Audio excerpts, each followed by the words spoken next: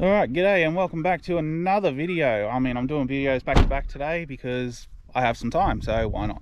This one's going to be the modifications video. I'm going to show you the modifications I've done to the modifications that I've done to the car, and I'm going to talk about why I went the certain routes that I went at the time.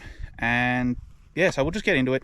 Most of you know what the car is. For those of you who don't, it's a 79 Series Landcruiser GXL. It's 2016 model, pre-DPF. It has manual locking hubs, you know, all that kind of stuff. All right, so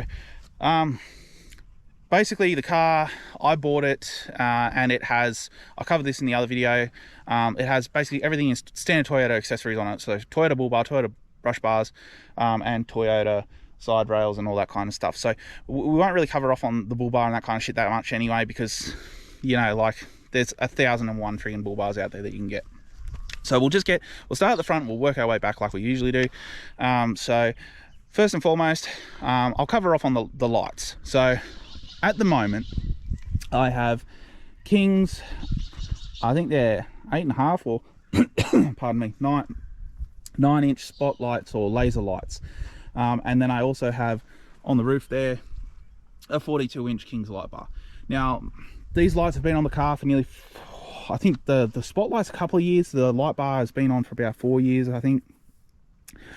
And I know what a lot of people are thinking, why did you put King's gear on a 79 Series Cruiser? Money. That's the simple point.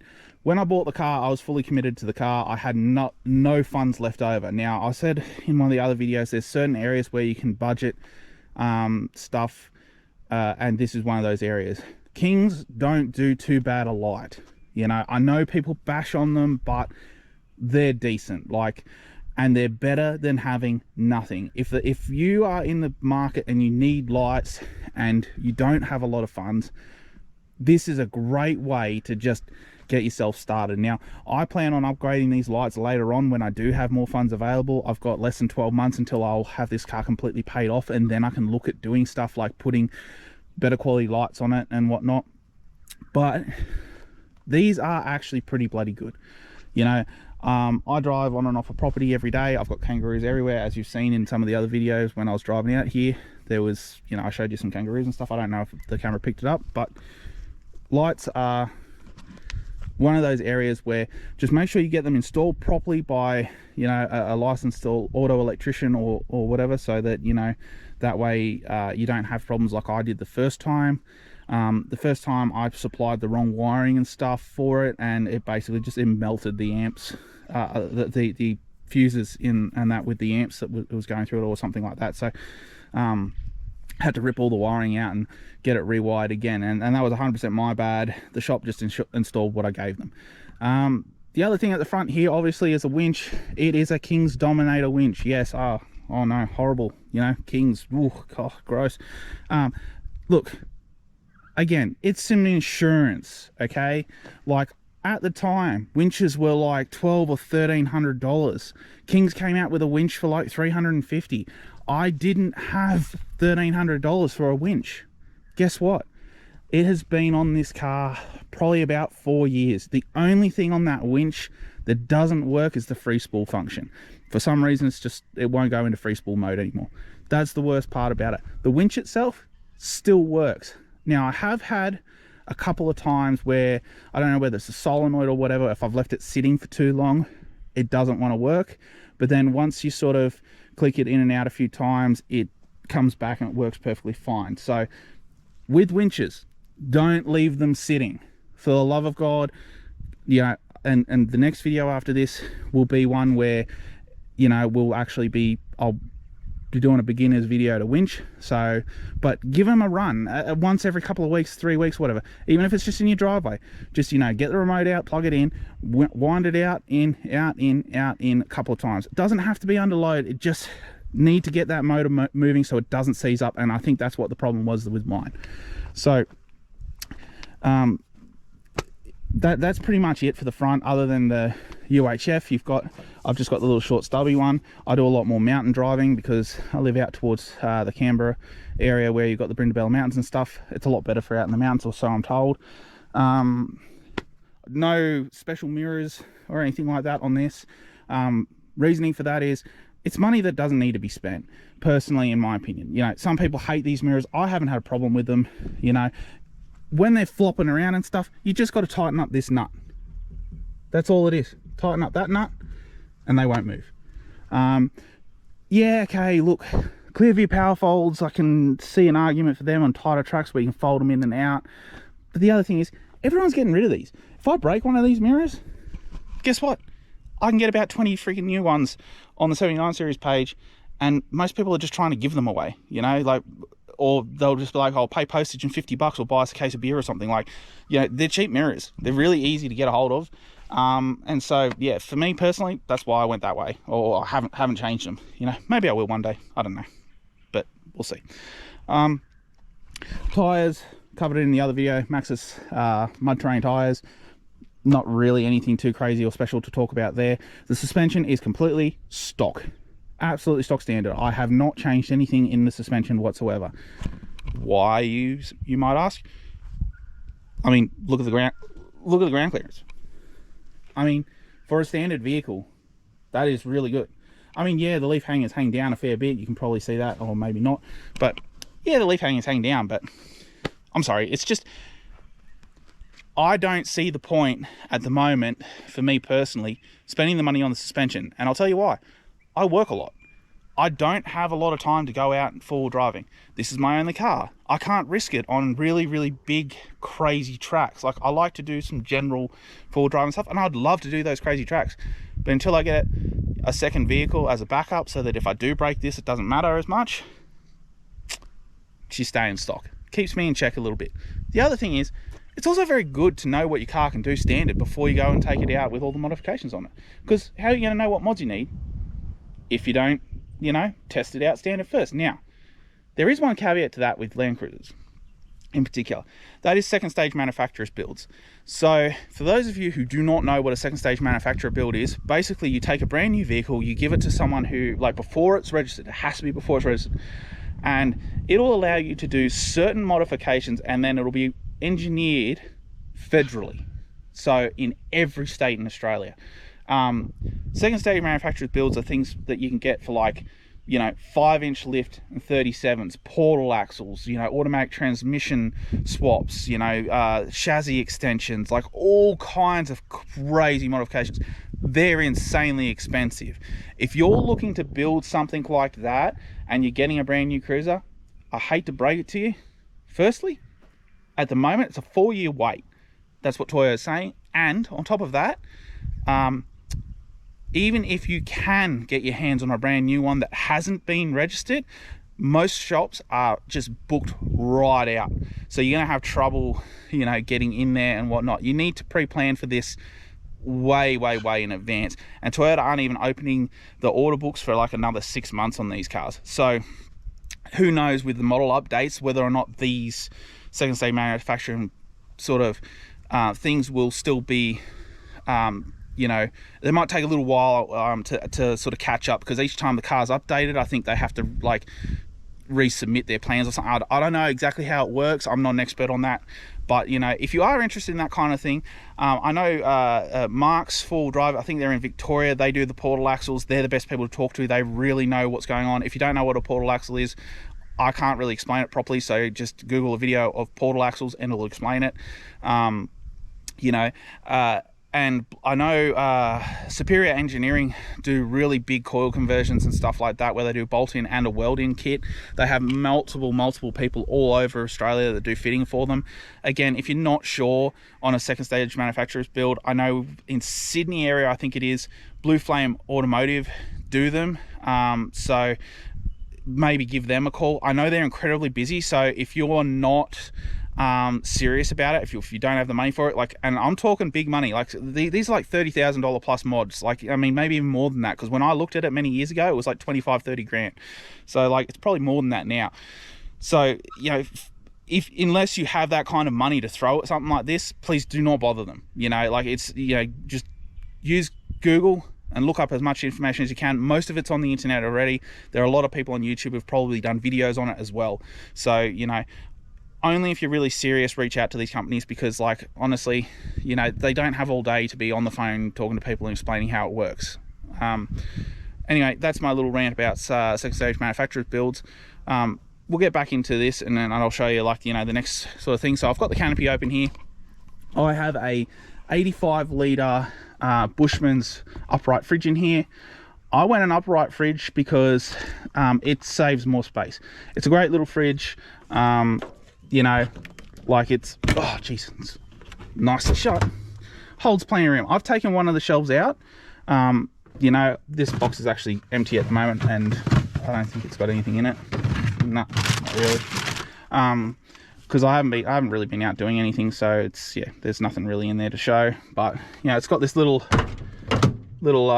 freezer in here, which, you know, works well. Fridge works well. As you can see, it's got like a little dial here. You know, it's only on like 2.5, you know, and whatnot. If I go much more than that, I'll actually start freezing the bottles of water. So it is a very good fridge. I haven't had any dramas with it. I have, just up in the corner here is like the solar charger. It does solar and it does off the alternator at the same time. So on the roof there, you can see that's, I'll jump up here.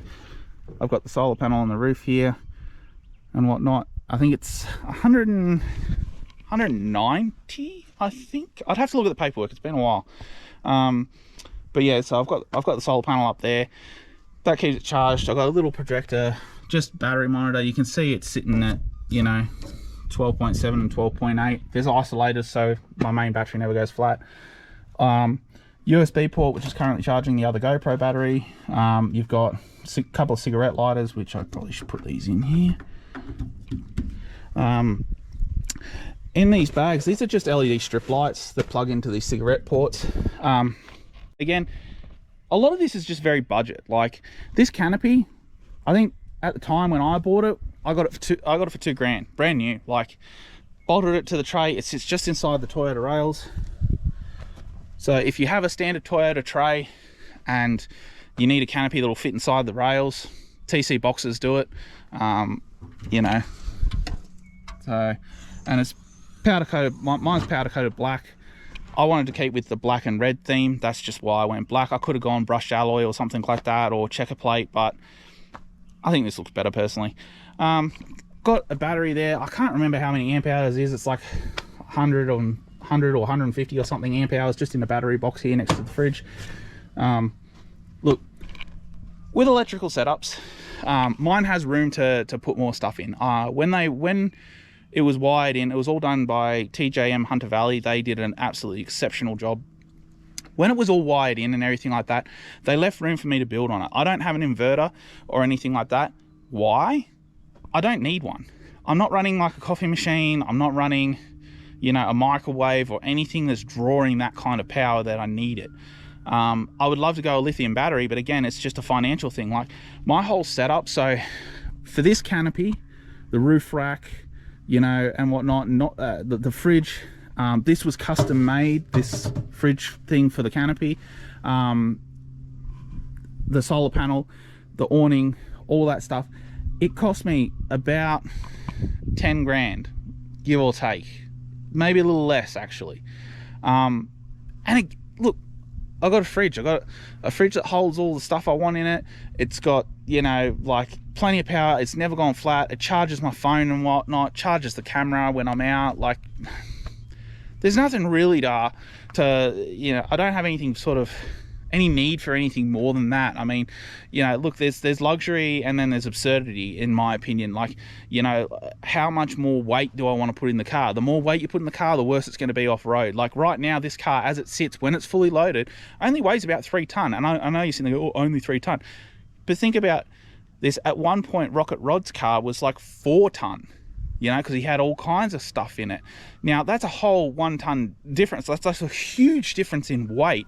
And look, obviously, with the touring and stuff he was doing, he needed that equipment. So it comes down to finding out what you actually need. So, but that's basically this side of the canopy. There's not really much else to show here. Look, at the back, there's not much to show. The exhaust is I think it's a 3-inch redback exhaust. It's great. Makes good noise. I love it. Can't complain. It has a resonator in it, so yeah, it's not quite as loud. This side of the canopy here, This is just where I hold all my tools and stuff. So again, like, you could put drawers and stuff in here. Like this box here has got my recovery gear in it. I'll be getting into that in a minute. It's also got like ratchet straps and whatnot. You probably saw in the back there, I had some ropes and stuff in the other video. They usually sit in there, but I just haven't been bothered putting in there. I've got socket set here, basic toolbox there. This is a first aid kit. Always carry a first aid kit, basic first aid. It is very, very cheap to get first aid kits these days. You can buy this kit, I think was 150, and it comes with like snake bandages, burn stuff, you know, stuff for your eyes, some other bandages, band-aids, all kinds of stuff. You know, if you're going bush or you're going somewhere remote, at a minimum, you have to have that, you know, because if something happens, what are you going to do? You know, like, I mean, first aid, another must carry, in my opinion. Also water, got to carry water. These are here. These are the snake bandages I was talking about. So when you stretch them out, you stretch them to a square. I believe it's a square, and that's the right tension for a snake bite. But anyway, handy bit of stuff there. Otherwise, there's not really much else out here other than I've got a Dacia Eclipse awning. I think it's a 3x2.5. It's not too hard to set up by yourself. It took a little bit of figuring out. I can do it now. I look a bit, you know, goofy when I do it, but I can do it. Look, the canopy setup and everything like that, again, it's all about budget. Like, for me, I spent all my money on the car, and everything since then has been just, I want stuff and I just wanted to get it. I don't want to say the cheapest way possible, but I didn't want to compromise too much on quality, but I wanted to I wanted a minimalistic setup where it's like, it works and I don't need anything too fancy. So like, the other thing you got to take into consideration, drawers, that, like, they're great for organization, but they weigh a lot. These plastic tubs do the same thing and weigh nothing. Now, it is a bit of a pain when I have this stacked up. So when I have my camping gear in here, this is stacked basically to the roof. So when it's stacked right up here, and it's got like my table and my camp cooker and all the other stuff that I have in there, like sleeping bag, pillows, you know, everything like that, it can be a pain to get to stuff. But in the scheme of things, when I have had to get to stuff, when I've had to get to my recovery equipment or whatever else, or if you're going to drive a part of a track where you know you're going to need recovery equipment, then get the equipment out before you drive it. You know, it'll take you a minute. It's not too bad. Inside, there isn't really much to talk about from a modification standpoint. The only thing I've really got in here is the XRS Connect GME radio. That's it. There's nothing else. You know, like, the light switches are here so I can independently operate my light bar on the roof or my lights on the front.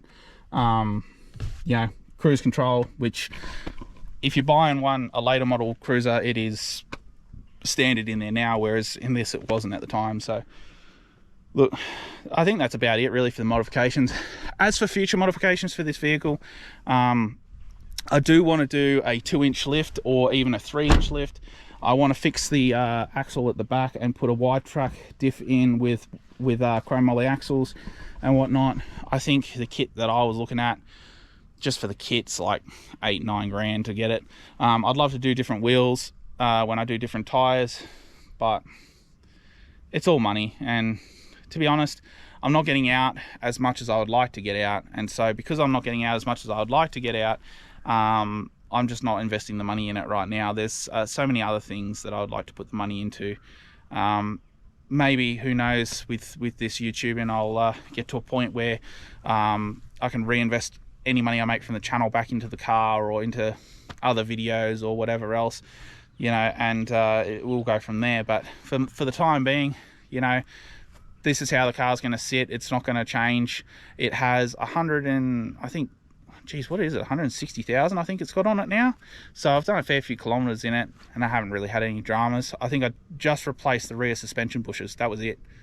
But otherwise, car's been great. So that'll be it for this video. You know, I'll see you in the next one. I mean, hopefully you found this interesting. I know I'm a bit fresh and a bit new to this, so I'm trying to make it as sort of, you know, educational as I can, but also, you know, not boring. But yeah, hopefully I'll be able to get out on the truck soon and actually film it, or even just some camping videos and show you some nice locations. But anyway, that's it for this one. If you liked it and enjoyed it, you know, please like, subscribe if you want to see more videos. That's it. Thanks.